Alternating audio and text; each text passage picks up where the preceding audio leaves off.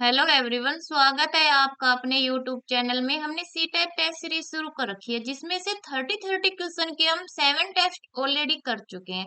आज करेंगे test number 8।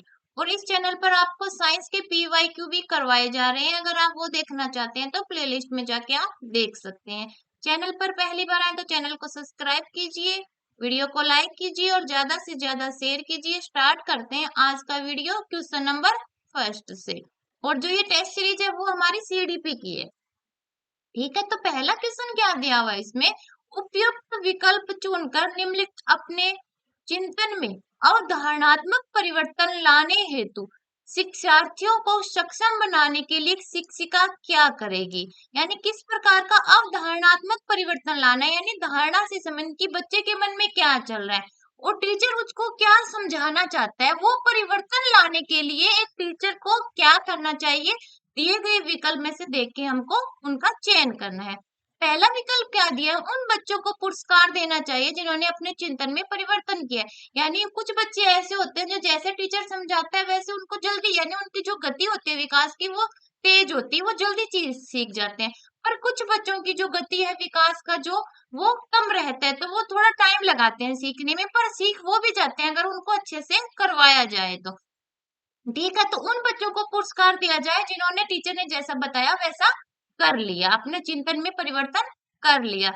पुरस्कार देने से तो बच्चे क्या हो जाएगा, ठीक है, जिसको पुरस्कार मिला वो तो खुश होगा, जिसको नहीं मिला वो सोचेगा कि टीचर तो इसके बारे में सोच रहा, हमारे बारे में तो नहीं, हमें तो कुछ सीख के जो पढ़ा रहे उसमें कुछ समझ में भी नहीं आया और हमें कोई पुरस्कार नहीं, यानी मन में एक जो भावना आनी चाहिए वो नहीं आएगी, एक समानुभूति नहीं। ऐसा होगा कि द्वेष की भावना आ जाएगी बच्चे में, तो ये तो नहीं आएगा। दूसरा क्या, बच्चे को स्व चिंतन करने के लिए हतोत्साहित, तो हतोत्साहित तो करना ही नहीं है, प्रोत्साहित करना है। ठीक है, बच्चा सोच तो रहे चाहे वो गलत ही हो, ऐसा नहीं होगा, ये भी गलत हो गया। ठीक है, 3 पे क्या दिया, व्याख्यान के रूप में व्याख्या प्रस्तुत करनी चाहिए। यानी व्याख्यान ऐसा हो कि ऐसी व्याख्या प्रस्तुत करे ताकि बच्चा उस चीज को अच्छे से समझ पाए। 4 पे क्या दिया, स्पष्ट और आश्वस्त करने वाली व्याख्या देनी चाहिए तथा शिक्षार्थियों के साथ चर्चा करनी चाहिए। यानी ऐसा लगे कि जो टीचर है वो इस प्रकार से स्पष्ट करे ताकि बच्चा लगे कि हाँ, टीचर ने जो कराया वो ही सही है, उससे बच्चा अपने आप में एक उसको संतुष्टि मिले कि हाँ ये सही है। और टीचर को अगर उनको नहीं हो रहा है, वो चीज नहीं समझ पा रहे हैं, तो टीचर को शिक्षार्थियों यानी बच्चों से बात करनी चाहिए कि क्या प्रॉब्लम हो, प्रॉब्लम को जानने की कोशिश करनी चाहिए। तो ये तरीका सबसे सही रहेगा। तो फर्स्ट का क्या आ जाएगा, 4 नंबर जो ऑप्शन है वो राइट हो जाएगा। ठीक है, नेक्स्ट क्वेश्चन क्या दिया हुआ, नेक्स्ट क्वेश्चन है प्राथमिक विद्यालय, प्राथमिक विद्यालय के कक्षा कक्ष के संदर्भ में सक्रिय बत्ता का क्या अर्थ है। सक्रिय बत्ता यानी सक्रिय बत्ता क्या होगी कि एक जो हम क्लास में जाते हैं स्टार्टिंग, जैसे अभी अप्रैल में हमारा जो सेशन है वो स्टार्ट होता है, तो एक उसमें एक लय होना चाहिए कि आज हम बच्चों को ये कराएंगे, तो दूसरे दिन उससे संबंधित यानी जो पहले किए हैं उसको भी उसमें शामिल किया जाना चाहिए। ऐसा नहीं है आज कुछ ही पढ़ा दिया कल जो पढ़ाएंगे उसका पीछे वाले से कोई लेना देना नहीं, नहीं, एक लय होना चाहिए, एक तारतम्य होना चाहिए कि जो कल पढ़ाया वो भी बच्चों को हो जाए, रिपीट हो जाए और बच्चा कुछ नया भी सीखे, ऐसा होगा, वो सक्रिय बत्ता रहेगी हमारी। ठीक है, तो क्या आएगा, पहला याद करना, प्रत्याशमन और सुनाना, नहीं, शिक्षक का अनुकरण करना और नकल का, यानी शिक्षक ने जो करा दिया उसके पीछे पीछे वैसा ही करता जाओ। दूसरा क्या है, जांच पड़ताल करना, प्रश्न पूछना और वाद विवाद, ये ठीक रहेगा कि पहले हम उस चीज को जानेंगे समझेंगे कि क्या है क्या नहीं है, फिर उससे संबंधित एक दूसरे से क्वेश्चन किए जाएंगे, टीचर पूछेगा बच्चे जवाब देंगे, फिर टीचर उससे संबंधित कोई टॉपिक पे बच्चों के बीच में बोलेगा कि आप बताओ आपके मन में क्या चल रहा है, दूसरे से बोलेगा आप बताओ, यानी एक वाद विवाद वाला किस्सा रखे जाएंगे। तो क्या हो जाएगा, यही इसमें क्या है, जो सक्रिय बत्ता है उसका अर्थ स्पष्ट कर रहा है। तो क्या हो जाएगा, 2 का जो हमारा 3 नंबर जो ऑप्शन है वो इसमें राइट हो जाएगा।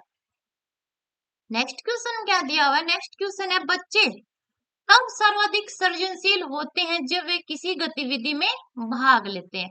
तो सबसे पहले पता होना चाहिए सृजनशील क्या होगा, यानी कुछ अलग सोचना। ठीक है, एक प्रॉब्लम का सॉल्यूशन हर बच्चा निकाल के लाएगा, पर सबसे अलग यानी जो अब तक नहीं हुआ वो करना, कुछ नया जोड़ना, कुछ नया करना, जैसे आविष्कार होते हैं कुछ नया होता है, तो वो सृजनशीलता है हमारी। ठीक है, तो सृजनशीलता कब, कौन सी गतिविधि, जब बच्चा क्या गतिविधि में भाग लेगा तब सृजनशील बनेगा, वो हमें बताना है। किस प्रकार बच्चा भाग लेगा गतिविधि में, शिक्षक की डांट से बचने के लिए कि टीचर मुझे डांटेगा, मैं जो काम दिया वो कर लेता हूँ। दूसरा है दूसरों के सामने अच्छा करने के दबाव में आकर, यानी मैं दूसरों को अच्छा बनकर दिखाऊंगा, ऐसा सोचकर बच्चा कोई काम करेगा अपनी रुचि से। तीस चार पे क्या दिया, पुरस्कार के लिए। तो इसमें जो तीन है वो सबसे सही है कि अगर बच्चे के मन में कोई रुचि है किसी काम को करने की, तभी वो बच्चा उस चीज को कुछ अलग या कुछ हटके सोच के लाएगा। अगर वो जो है चल रहा है जैसा ही चलेगा तो जो आंसर पहले आए वो ही आएगा, कुछ नहीं आएगा। अगर बच्चे के मन में है, अगर बच्चा आंतरिक रूप से कुछ करना चाहता है, यानी उसकी खुद की रुचि है उस चीज को करने की, तभी क्या होता है, कुछ नया आविष्कार होता है। तो क्या हो जाएगा, अपनी रुचि से अगर बच्चा उसमें गतिविधि में भाग लेगा तभी वो सृजनशील कहलाएगा। तो क्या हो जाएगा, थ्री का थ्री नंबर जो ऑप्शन है वो राइट रहेगा। फोर नंबर क्वेश्चन क्या दिया हुआ है, फोर नंबर क्वेश्चन है, भारत में अधिकांश कक्षाएं बहुभाषी होती है और इसे शिक्षक द्वारा ब्लैंक के रूप में देखा जाना चाहिए। तो भारत में अधिकांश कक्षाएं, यानी भारत में जो स्कूल है उनमें जो अधिकांश कक्षाएं हैं, उनमें जो बच्चे पढ़ते हैं वो बहुभाषी है। कोई किसी क्षेत्र से आ रहा है, कोई किसी क्षेत्र, क्योंकि आपको पता है भारत में भाषा बहुत है, ठीक है, यानी विविधतापूर्ण है। ठीक है, तो क्या होगा, भारत में जो भाषा है कक्षाओं में अलग अलग प्रकार की होती है। बहुभाषा का क्या अर्थ हुआ कि जो बच्चे हैं वो आपको पता है अलग अलग क्षेत्र से आए हैं, तो उनकी जो भाषा है वो भी अलग अलग होगी। किसी को हिंदी अच्छी आती है, किसी को इंग्लिश अच्छी आती है, कोई किसी अपने और क्षेत्र की मराठी, तमिल, संस्कृत वगैरह किसी भी भाषा में अच्छा आ सकता है। तो क्या ऐसे बच्चे हैं आपकी क्लास में, एक टीचर होने के नाते आपने जो बहुभाषा का जो विविधतापूर्ण जो आपकी कक्षा में वातावरण है उसके नाते आप क्या करेंगे, उसको किस प्रकार से अपनाएंगे, उसको एक परेशानी समझेंगे कि यार मेरी कक्षा में तो अलग अलग भाषा से बच्चे आ गया, मैं इनको कैसे पढ़ाऊं। ठीक है, क्या ये कोई समस्या है या कोई संसाधन है या बाधा है। क्या होगा, ये जो बहुभाषी जो होती है इसको एक संसाधन के रूप में अगर एक टीचर लेगा कि किसी बच्चे को कुछ आ नहीं रहा है, अगर टीचर उसको उसकी भाषा में समझाने की कोशिश करे तो क्या पता उस चीज को वो समझ पाए बच्चा। क्या एक टीचर होने के नाते आपको जो बहुभाषा वाला जो वातावरण है उसको एक संसाधन के रूप में अपने शिक्षण में इस्तेमाल करना चाहिए। ठीक है, तो इसमें जो थ्री नंबर जो ऑप्शन दिया हुआ है वो राइट रहेगा। जो संसाधन क्या हो गया कि हम किस शिक्षण करवा रहे हैं तो संसाधन का उपयोग करते हैं अपने शिक्षण को बेहतर बनाने के लिए। तो बहुभाषा जो है उसको भी अगर हम संसाधन के रूप में लेंगे तो वो क्या हो जाएगा, जो कक्षा का जो वातावरण है वो और ज्यादा बेहतर होगा, प्रभावी बन जाएगा। तो फोर का तीन नंबर जो ऑप्शन है वो राइट रहेगा। फाइव नंबर क्वेश्चन क्या दिया हुआ है, फाइव नंबर क्वेश्चन है,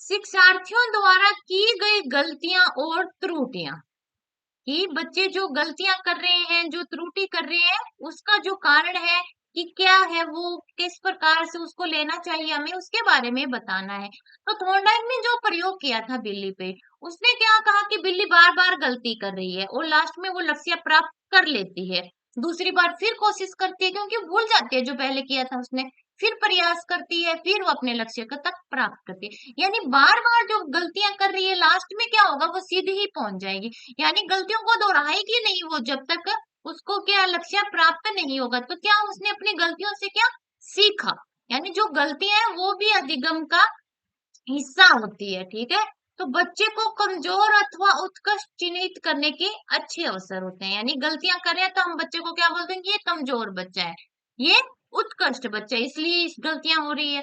दूसरा क्या है, शिक्षक और शिक्षार्थियों की असफलता के सूचक है। ठीक है, तीसरा क्या दिया, उनके चिंतन को समझने के अवसर के रूप में देखी जानी चाहिए। चार, कठोरता से निपटाई जानी चाहिए। ठीक है, गलतियां क्यों कर रहा है बच्चा, तो उसकी जो समझ में आया उसी हिसाब से वो कर रहा है।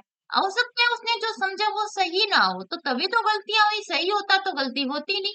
यानी उसके जो चिंतन का स्तर है वो क्या है, देखना चाहिए कि हमने बच्चे ने आखिर क्या सोचा है। ठीक है, तो उनके चिंतन को समझने के अवसर के रूप में देखी जानी चाहिए जो गलतियां जो त्रुटियां बच्चे ने की है। तो फाइव का आ जाएगा three number option right. Six number question क्या दिया, ब्लैंक के विचार से बच्चे सक्रिय ज्ञान निर्माता था, नन्हे वैज्ञानिक है जो संसार के बारे में अपने सिद्धांतों की रचना करते हैं।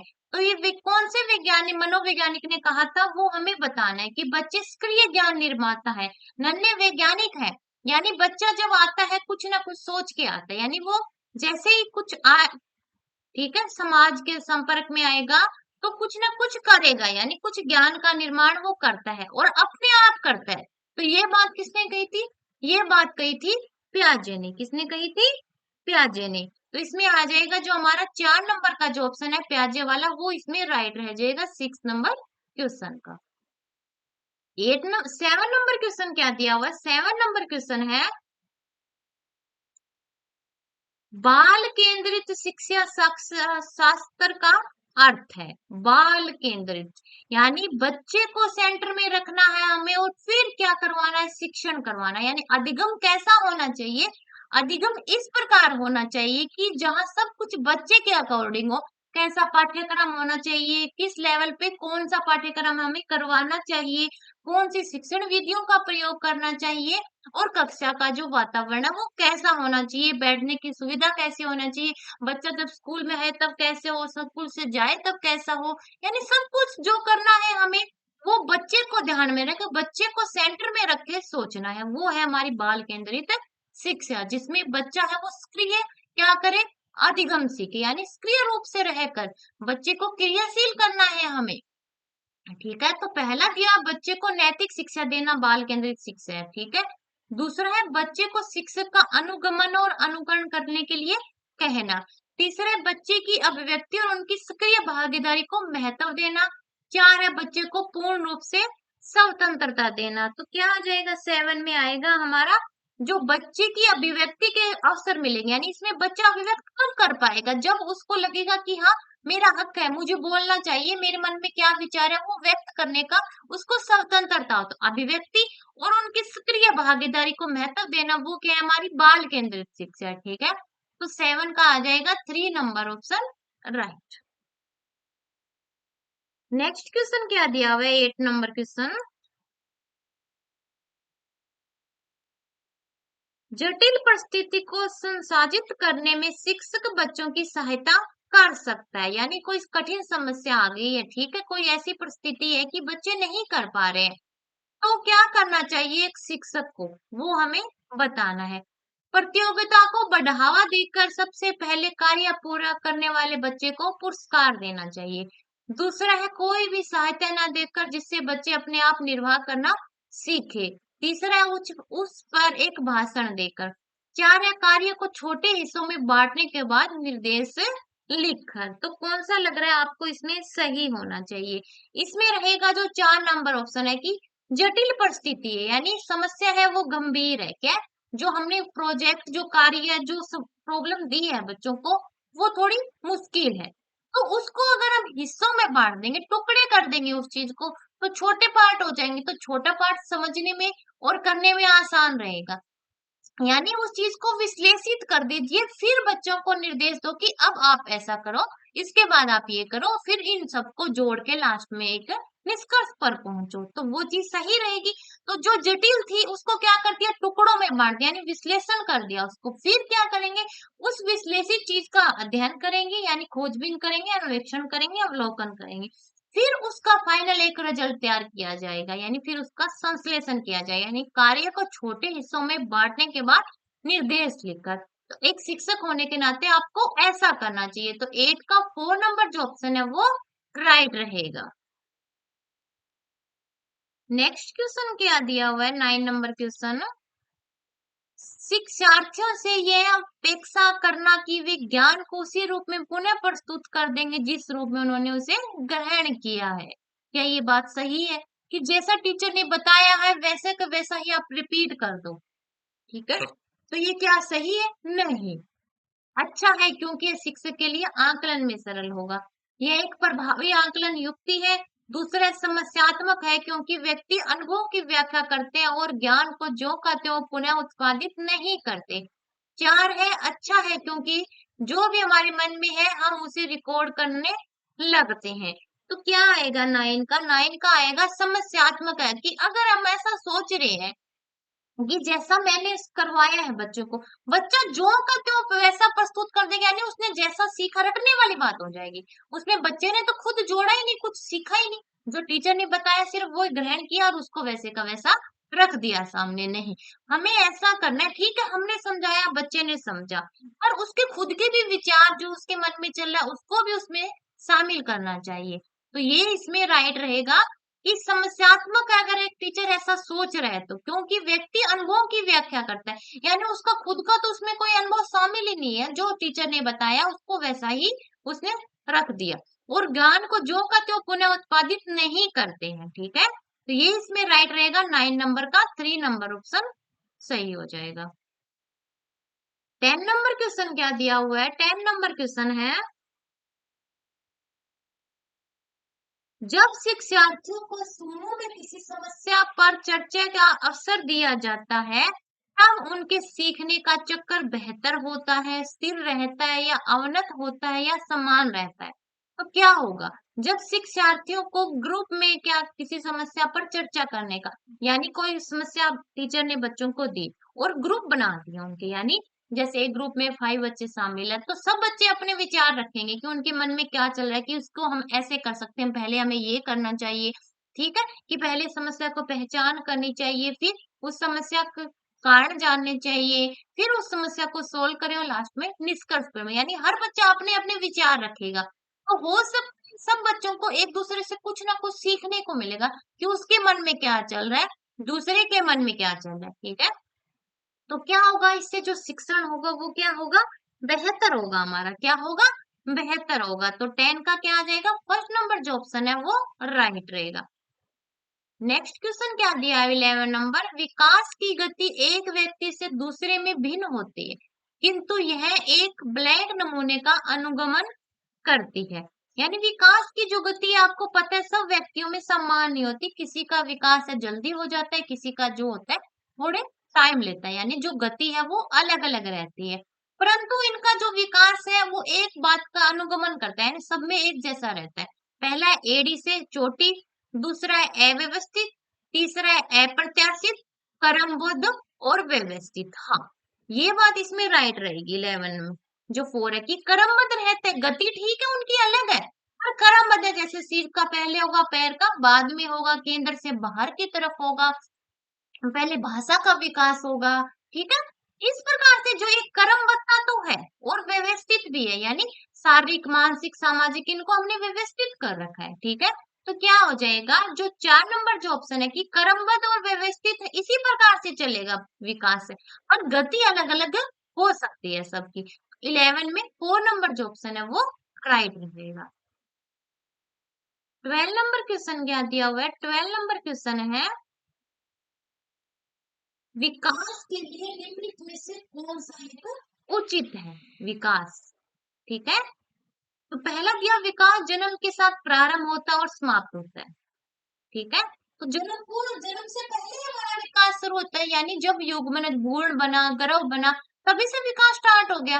ठीक है, तो क्या जन्म पूर्व से स्टार्ट हो जाता है और मृत्यु तक विकास जो वो चलता रहता है। ठीक है, समाप्त तो नहीं होता, चलता ही रहता है, निरंतरता है। ठीक है, दूसरा है सामाजिक सांस्कृतिक संदर्भ विकास में एक महत्वपूर्ण भूमिका का निर्वाह करता है। दूसरा है विकास एकल आयामी है, नहीं, तीसरा है विकास एकल आयामी है, और 4 है विकास पृथक होता है। तो कौन सा आपको सही लग रहा है 12 नंबर क्वेश्चन में? तो 12 में क्या है, जो सामाजिक सांस्कृतिक जो संदर्भ है, यानी जो हमारा सामाजिक क्षेत्र है वो भी विकास में रोल निभाएगा, यानी कोई ना कोई तो हिस्सा होगा उसका, कि जब हमारा सामाजिक विकास है तो समाज के संपर्क में आया तभी तो सामाजिक विकास हुआ। तो ये क्या करता है, एक महत्वपूर्ण भूमिका निभाता है विकास में। ये बात जो 4 ऑप्शन दिए उनमें से सही लग रही है विकास के संदर्भ में। तो जो आ जाएगा 12 का 2 नंबर जो ऑप्शन है वो राइट रहेगा, क्योंकि विकास एकल आयामी नहीं होता, बहुआयामी होता है, यानी इसके अलग अलग आयाम होते हैं, कोई शारीरिक विकास है, कोई भाषिक विकास है, कोई मानसिक विकास है, तो बहुआयामी रहता है विकास। विकास पृथक नहीं होता, विकास जो है हमारी वृद्धि के साथ चलता है। ठीक है, तो विकास पृथक कैसे होगा, विकास तो चलता रहेगा, निरंतरता रहती है विकास में। तो 12 में 2 नंबर जो ऑप्शन है वो राइट हो जाएगा। 13 नंबर क्वेश्चन क्या दिया हुआ है? 13 नंबर क्वेश्चन है, व्यक्तियों में एक दूसरे से विभिन्नता क्यों होती है? ठीक है, यानी जो व्यक्ति है उनमें एक दूसरे में विभिन्नता क्यों है, वो हमें कारण बताना है। तो ये विभिन्नता वातावरण की वजह से भी हो सकती है और अपने जो अनुवांशिक गुण है उनकी वजह से भी हो सकती है। तो पहला क्या, वातावरण के प्रभाव के कारण। दूसरा है जन्मजात विशेषताओं के कारण। तीसरा है वंशानुक्रमण वातावरण के बीच अन्योन्य क्रिया के कारण।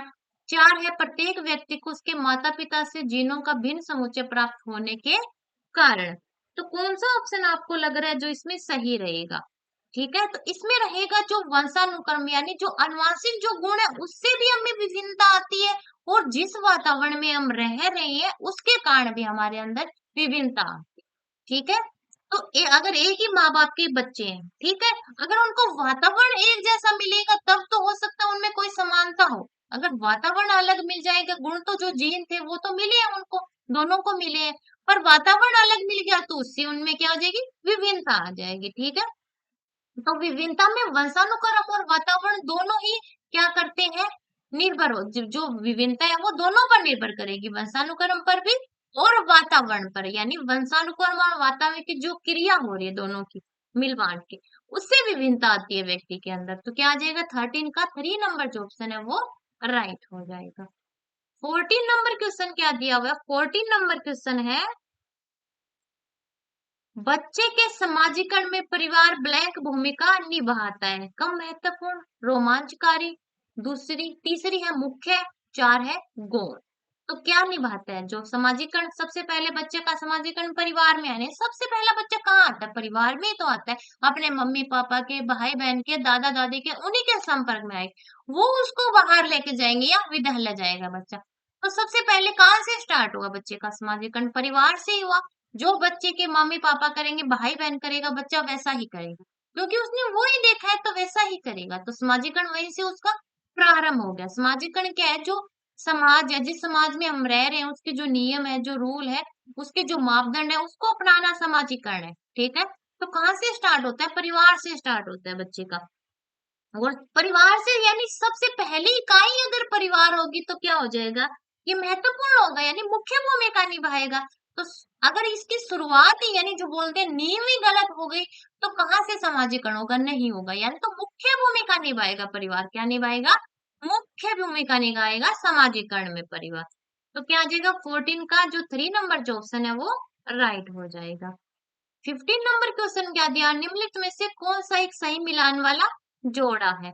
पहला दिया मूर्त संक्रियात्मक बच्चा, साधारण एवं वर्गीकरण करने योग्य। दूसरा है औपचारिक संक्रियात्मक बच्चा, कल्पना परक खेल अनुकरण प्रारंभ। तीसरा है सहसावस्था तर्क का अनुप्रयोग और अनुमान लगाने में सक्षम। चार है पूर्व संक्रियात्मक बच्चा, निगमनात्मक विचार।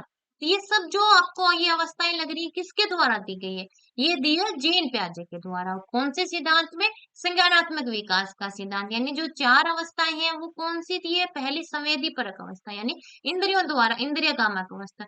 दूसरी प्राक संक्रियात्मक अवस्था या पूर्व संक्रियात्मक। तीसरी मूर्त संक्रियात्मक अवस्था। और चार औपचारिक या अमूर्त संक्रियात्मक अवस्था। ठीक है, तो ये सब प्याजे ने बताया, और अपनी जो ये अवस्थाएं बताई है चार, इनकी अलग अलग विशेषताएं बताई कि बच्चा किस अवस्था में कैसे करेगा, यानी क्या गुण उसमें, क्या विशेषताएं आ जाएंगी वो हमें, और ये उसी से संबंधित है। यानी अवस्था दे दी एक तरफ तो, और एक उसमें उस अवस्था में किस प्रकार की विशेषता, किस प्रकार का गुण का विकास हो जाएगा, एक तरफ वो दिया है।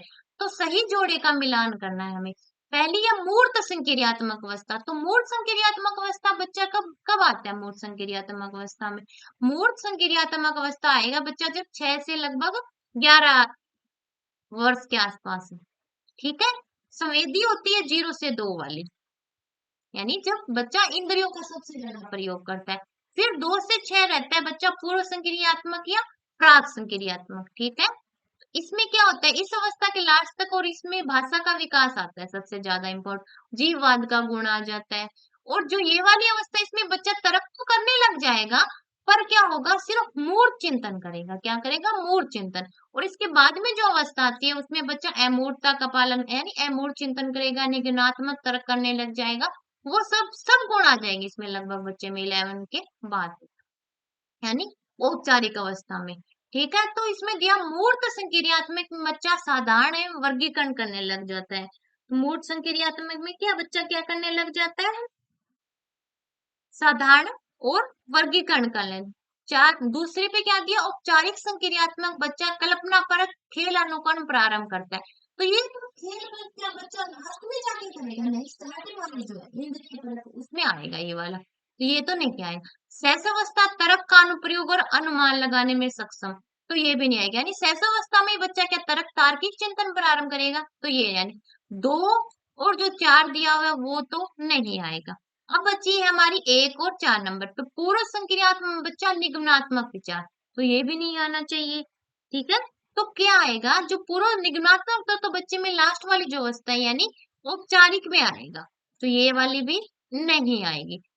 तो क्या बच गया? हमारी सिर्फ फर्स्ट नंबर जो ऑप्शन है वो ही सही आएगा कि इसमें बच्चा साधारण वर्गीकरण का यानी एक दूसरे को बांटना सीख जाएगा कि ये छोटा है, ये बड़ा है, ये कम है, ये ज्यादा है, वो सब करने लग जाएगा बच्चा इस वाली अवस्था में। ठीक है, यानी साधारण मानसिक क्रियाएं बच्चा इस अवस्था में करना प्रारंभ कर देता है। ठीक है, तो 15 का क्या आ जाएगा? फर्स्ट नंबर जो ऑप्शन है वो राइट रहेगा। 16 नंबर क्वेश्चन क्या दिया हुआ है? 16 नंबर क्वेश्चन है, एक बच्ची कहती है कि धूप में कपड़े जल्दी सूख जाते हैं। वह ब्लैंक की समझ को प्रदर्शित कर रही है। पहला दिया हुआ प्रतीकात्मक विचार, दूसरा है अहम केंद्रित चिंतन, तीसरा है कार्य कारण और चार है विपर्य चिंतन। तो इसमें क्या लगता है आपको क्या आना चाहिए? 16 नंबर जो क्वेश्चन दिया हुआ है हमारा, इसमें इसमें क्या आएगा? इसमें आएगा कि बच्चे को पता है कि जो कपड़े हैं वो धूप में सूख जाते हैं, यानी उसको कारण पता है। कारण क्या? कि जो गर्मी है, गर्मी में कपड़े सूख जाते हैं। ठीक है, तो इसको क्या कहा जाएगा? इसको कार्य कारण, यानी कार्य का पता है और उसके कारण का भी पता है बच्ची को, तभी तो बच्ची ने ऐसा कहा कि धूप में कपड़े जल्दी सूख जाते हैं। तो 16 का क्या आ जाएगा? 3 नंबर ऑप्शन राइट रहेगा। प्रतीकात्मक विचार तो क्या हो गया? यानी प्रतीक को देख के उसके बारे में विचार करना, अहम केंद्रित अपने बारे में, और विपरीत चिंतन तो अलग ही हो गया। तो इसमें आ जाए 16 का जो 3 नंबर जो ऑप्शन है वो राइट हो जाएगा। 17 क्या दिया है? प्याजे के अनुसार, यानी प्याजे के अनुसार बच्चों का चिंतन वयस्कों से भिन्न होता है बजाय ब्लैंक के, या मात्रा से भिन्न होता है, या प्रकार में भिन्न होता है, या आकार में, मूर्त परकता में, प्रकार मात्रा आकार किस प्रकार से भिन्न होता है वो आपको बताना, और किसके अकॉर्डिंग? प्याजे के अकॉर्डिंग। ठीक है, तो 17 में क्या आएगा? 17 में आएगा कि यानी उनके जो चिंतन करने का तरीका अलग हो सकता है, प्रकार अलग हो और मात्रा भी, यानी प्रकार अलग है और मात्रा भी अलग है, यानी सोचने का जो तरीका है वो अलग रहता है, किसकी बजाय? प्रकार और मात्रा की बजाय। ठीक है, तो क्या आ जाएगा? 17 का आ जाएगा हमारा 3 नंबर ऑप्शन। ठीक है, 18 नंबर क्वेश्चन क्या दिया हुआ है? 18 नंबर क्वेश्चन है, निम्नलिखित में से कौन सा एक आधारभूत सहायता का उदाहरण है? पहला दिया है अनुबोधन और संकेत देना था नाजुक स्थितियों पर प्रश्न पूछना। दूसरा दिया है शिक्षार्थियों को भाषा। तीसरा है प्रश्न पूछने को बढ़ावा दिए बिना स्पष्टीकरण देना। चार है मूर्त और अमूर्त दोनों प्रकार के उपहार देना। तो किसमें आपको लग रहा है जो सहायता दी जा रही है? आधारभूत सहायता। ठीक है, तो सहायता से संबंधित जो है वो किसने किसने कहा था अपने सिद्धांत में? तो ये कहा था वायगोत्स्की ने। और कौन सा सिद्धांत? सामाजिक सांस्कृतिक संरचना का सिद्धांत या विकास का सिद्धांत भी कहते हैं, कि बच्चा के विकास में समाज के संपर्क में यानी सामाजिक क्रियाएं करेगा तब बच्चे का विकास होगा। और क्या होता है कि बच्चा एक क्षेत्र तक अपना विकास कर लेता है, बाद में उसको क्या पड़ता है? किसी सहायता की जरूरत पड़ती है। इस क्षेत्र को क्या कहा? जेडपीडी कहा। ठीक है, जोन ऑफ प्रोक्सिमल डेवलपमेंट। और जो सहायता दी जाती है किसके द्वारा उसको कहा था? MKO यानी मोर नॉलेजेबल अदर। और इस सहायता को कहा था स्केप फोल्डिंग पहाड़ी या ढांचा कहा था। और निजी वार्तालाप को भी कहा कि बच्चा जो अपने आप से बड़बड़ाता रहता है वो क्या अपने आप को निर्देशित करने के लिए करता है। ये सब वायगोत्स्की ने अपने सिद्धांत में कहा है। तो 18 में क्या लग रहा है कि आपको कौन सा सही रहना चाहिए? शिक्षार्थियों को प्रेरित करने वाले भाषण देना क्या है? आधारभूत सहायता। यानी शिक्षार्थियों के सामने ऐसे आदर्श प्रस्तुत करें कि शिक्षार्थी को लगे कि हाँ मैं कर सकता हूँ। ठीक है, तो ये इसमें राइट हो जाएगा। 18 का जो 2 नंबर जो ऑप्शन दिया हुआ है वो सही रहेगा। नेक्स्ट क्वेश्चन क्या दिया, वायकोस्की के अनुसार बच्चे सीखते हैं। तो आगे वही सामाजिक सांस्कृतिक विकास का सिद्धांत वायगोस्की के द्वारा। बच्चे कब सीखते हैं, जब वह पुनर्बलन प्रदान किया जाता है। दूसरा है परिपक्व होने से। तीसरा है अनुकरण से। चार है वयस्कों और समवयस्कों के साथ परस्पर क्रिया से। तो वायगोस्की ने समाज के संपर्क यानी किसी के संपर्क में अंतःक्रिया को ही महत्वपूर्ण माना है। क्या, कि जब बच्चा सामाजिक सांस्कृतिक क्रियाएं करेगा तभी कुछ सीखेगा, तभी उसका क्या होगा, विकास होगा। तो इसमें आ जाएगा जो चार है कि जैसे वयस्कों के संपर्क में या अपने जो हम उम्र है उनके प्रति क्रिया करेगा तभी बच्चा सीखेगा। तो ये इसमें राइट रहेगा। 19 का 4 नंबर ऑप्शन सही हो जाएगा। 20 क्या दिया, 20 नंबर क्वेश्चन है। कोलबर्ग ने प्रस्तुत किए हैं। कोलबर्ग ने प्रस्तुत किए। पहला है संज्ञानात्मक विकास के चरण, दूसरा है शारीरिक विकास के चरण, तीसरा है संवेगात्मक विकास के चरण और चार है नैतिक विकास के चरण। तो कोलबर्ग ने नैतिक विकास का सिद्धांत दिया था, न कि संज्ञान, शारीरिक और संवेग से संबंधित, किससे, नैतिकता से संबंधित दिया था। और क्या, 3 अवस्थाएं और 6 स्तर बताएं। ठीक है, पहली अवस्था पूर्व परंपरागत, दूसरी परंपरागत, तीसरी पश्च परंपरागत। पहले में बच्चा आज्ञा या दंड से यानी या तो दंड से बचने के लिए नैतिकता का पालन करेगा या कि मम्मी ने बोला पापा ने बोला तब करेगा। फिर क्या करेगा बच्चा की कल मैंने दिया था आज मुझे दे यानी लेन देन वाले भाव, तब नैतिकता का पालन करेगा। ठीक है, फिर अच्छा बनने के लिए दूसरों की नजरों में, फिर समाज को देख के सीखेगा, फिर समाज में बदलाव चाहेगा और लास्ट में आंतरिकता यानी अपने मन से सोचेगा। ठीक है, वो सब कोलबर्ग ने बताया। और कौन सी, हिंज की दुविधा वाली कहानी से संबंधित है कोलबर्ग। तो किससे आ जाएगा, नैतिक विकास के चरण आ जाएंगे। तो 20 में आ जाएगा जो 4 नंबर ऑप्शन है वो सही हो जाएगा। 21 क्या दिया हुआ है, 21 नंबर क्वेश्चन है, निम्नलिखित में से कौन सी स्थिति बाल केंद्रित कक्षा कक्ष को प्रदर्शित कर रही है। यानी कुछ स्थितियां दी गई है हमें, तो देखनी है कौन सी स्थिति बाल केंद्रित यानी बच्चे को सेंटर में रख के शिक्षण करवाया जा रहा है, कौन सा कक्षा है वो बताना है। एक कक्षा जिसमें शिक्षिका नोट लिखा देती है और शिक्षार्थी से उन्हें याद करने को कहा जाता है। दूसरी है एक कक्षा जिसमें पाठ्य पुस्तक एकमात्र संसाधन होता है जिसका संदर्भ शिक्षिका देती है। तीसरा है कक्षा जिसमें शिक्षार्थी समूह में बैठे और शिक्षिका बारी बारी से प्रत्येक समूह में जा रही है। चार है कक्षा जिसमें शिक्षार्थियों का व्यवहार शिक्षिका द्वारा किए जाने वाले पुरस्कार और दंड से संचालित होता है। तो पुरस्कार और दंड तो कहीं है ही नहीं बाल केंद्रित शिक्षा में, तो ये तो गलत हो गया। और कौन सा लग रहा है जो आपको इसमें सही होना चाहिए, कि एक कक्षा जिसमें शिक्षार्थी समूहों में बैठे यानी ग्रुप में क्या कर रहे हैं, वो शिक्षण सीख रहे हैं कुछ, और शिक्षिका क्या कर रही है, हर ग्रुप को क्या अवलोकित करिए, देख रही है और उनके समझने की कोशिश करे कि बच्चा क्या कर रहा है। कोई निर्देश अगर उनको जरूरत है सहायता की, सहयोग की, मदद की, तो वो कर रही है। तो यही क्या है, बाल यानी बच्चा कर रहा है, इसमें बच्चे को क्या कर रहा है, सक्रिय इसमें भाग ले रहा है बच्चा। तो यही क्या है, बाल केंद्रित शिक्षा यानी बच्चे को सक्रिय रखना है हमें, न कि शिक्षक को। तो क्या आ जाएगा 21 में जो 3 नंबर जो ऑप्शन है वो सही हो जाएगा। ये जो कक्ष है वो बाल केंद्रित कक्ष को प्रदर्शित कर रहा है। 21 में 3 नंबर ऑप्शन। 22 क्या दिया हुआ है, 22 है बुद्धि है, सामर्थ्यों का एक समुच्चय, एक अकेला और जातीय विचार, दूसरा दूसरों के अनुकरण करने की योग्यता, चार पे है एक विशिष्ट योग्यता। तो बुद्धि क्या है वो आपको बताना है। तो बुद्धि हमारे मन में जो चल रहा है उसको याद रखना, ठीक है, उसकी समझ, उसके स्पष्ट करना, वो सब बुद्धि है। ठीक है, तो हर जो व्यक्ति है उसकी बुद्धि जो स्तर है उसका वो अलग अलग पाया जाता है। और बीने ने सबसे पहले बुद्धि का परिचय प्रस्तुत किया था। इसका एक फॉर्मूला है कि मानसिक आयु बटा शारीरिक आयु इंटू 100, ये टर्मन और स्टर्न द्वारा दिया गया है। ठीक है, इससे हम बुद्धि का जो लब्धि है लब्धांक निकाल सकते हैं, जो 90 से लेके क्या रहता है हमारा 109 तक रहता है, ये एवरेज बुद्धि में आता है। ठीक है, इससे अब ऊपर जाएगा वो अति श्रेष्ठ प्रतिभाशाली बच्चा कहलाएगा, इससे कम पिछड़ा बालक, सामान्य से कम या जड़ मूर्ख वो वाले आ जाएंगे। ठीक है, ये जो रहता है जो हमारा जो बुद्धि लब्धांत है ये औसत बच्चों का है और लगभग बच्चे इसी में रहते। ठीक है। बाकी किसी को किसी प्रकार की कोई समस्या या किसी को कोई ज्यादा हो सकता है। एवरेज है वो यही रहता है।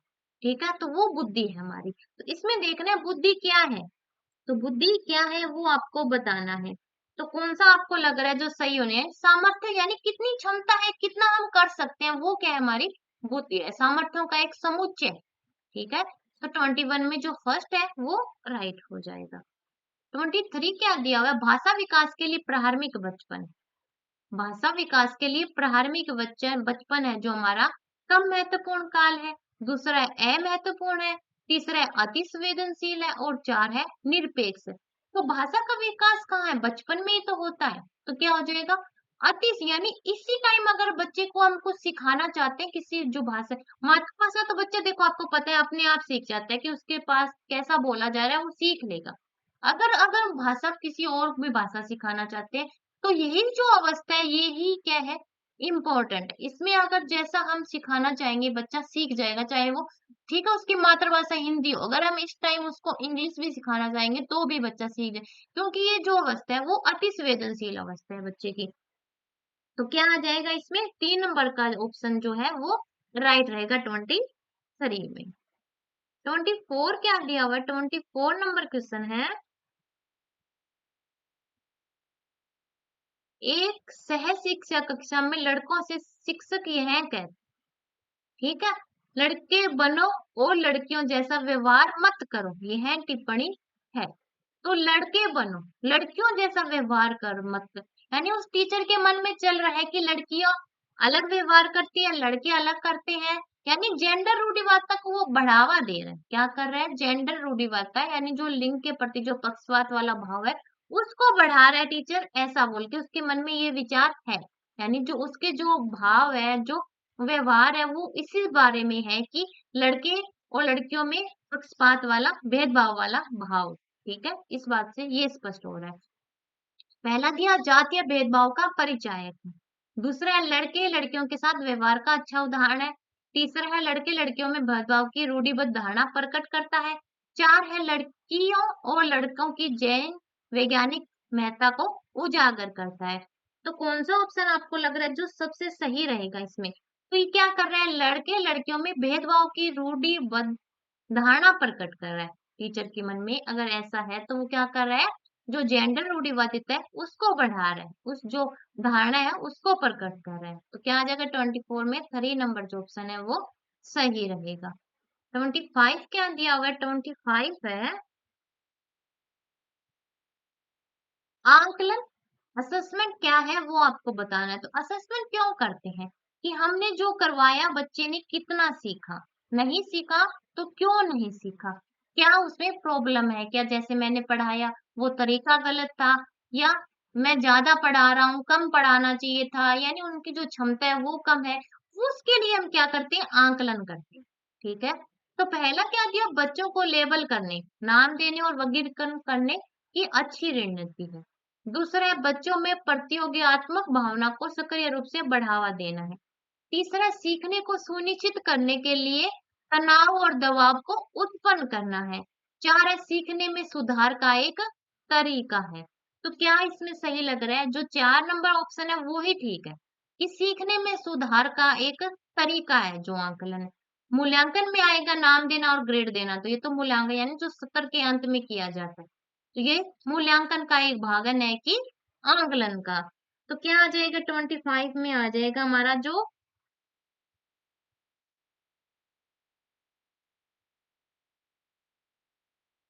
सीखने में सुधार का क्या है? एक ये तरीका है आंकलन। तो 4 नंबर जो ऑप्शन है 25 में वो ही हमारा क्या रहेगा इसमें? राइट रहेगा। 26 नंबर क्वेश्चन क्या दिया हुआ? 26 नंबर क्वेश्चन है,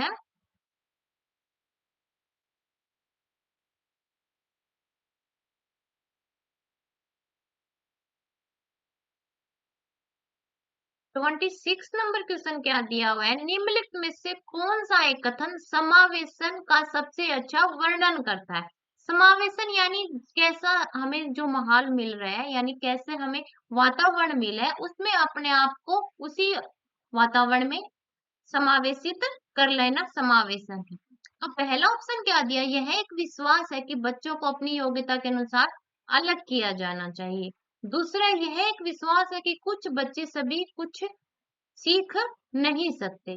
ठीक है। तीसरा है, यह एक दर्शन है कि सभी बच्चों को नियमित विद्यालय प्रणाली में समान शिक्षा प्राप्त करने का अधिकार है।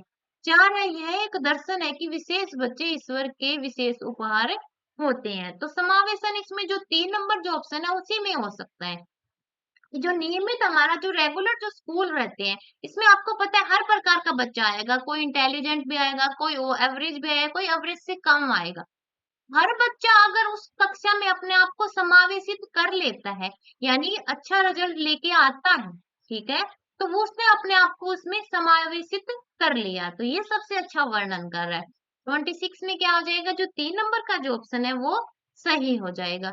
27 क्या दिया हुआ है, वंचित वर्ग की पृष्ठभूमि के बच्चों को शिक्षा प्रदान करने के शिक्षक को चाहिए कि, यानी जो वंचित वर्ग है, यानी जो पिछड़े वर्ग है, उसके बच्चे अगर शिक्षा प्राप्त करने स्कूल आते हैं, तो एक शिक्षक होने के नाते आपको क्या करना चाहिए?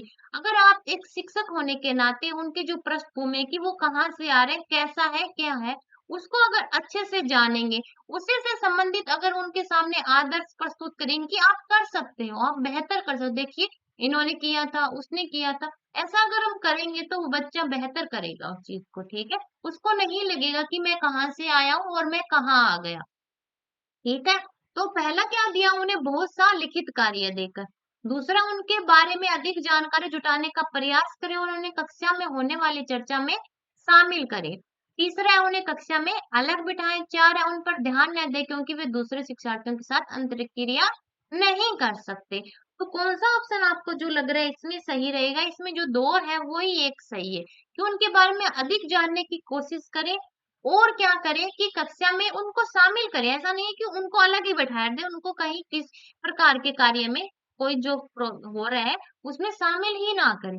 शामिल करेंगे तभी तो उनको लगेगा कि हाँ, हम भी इस कक्षा में हैं। ठीक है, तो 27 का क्या आ जाएगा, 2 नंबर का ऑप्शन सही हो जाएगा।